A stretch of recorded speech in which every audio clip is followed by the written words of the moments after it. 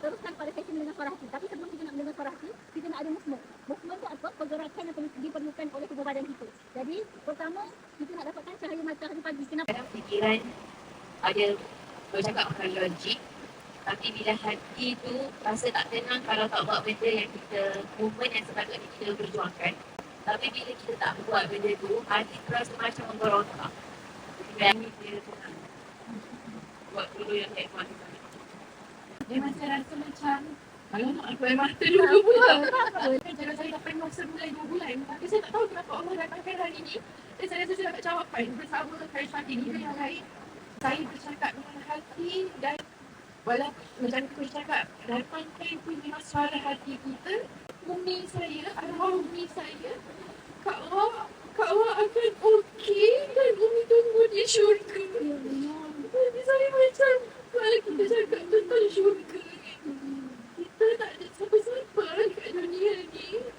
Macam mana pun kita hanya sampai syurga sahaja. Bila kata suara hati kau macam saya sedang dengar. Saya punya sesi yang next adalah La ilaha illallah. Praktis betul ya Allah. La ilaha illallah. Ambil. Wah. Ambil semua benda yang saya tak puangkan. Puangkan terus.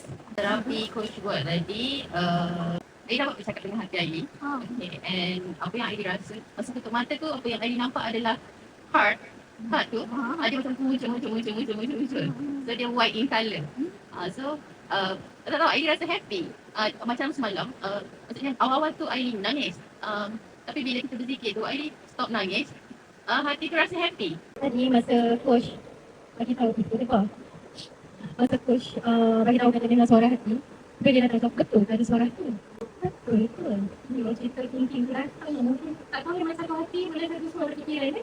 Tapi kan dia datang suara yang dia bukan suara. Tapi dia macam ada benda yang counter back.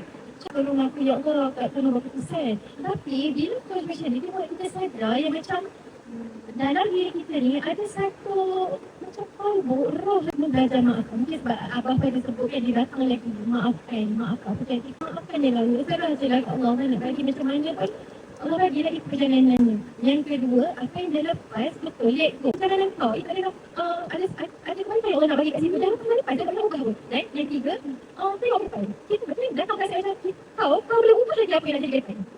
Rasa ada sesuatu yang berkata hati itu perasaan kita, bukan dia logik.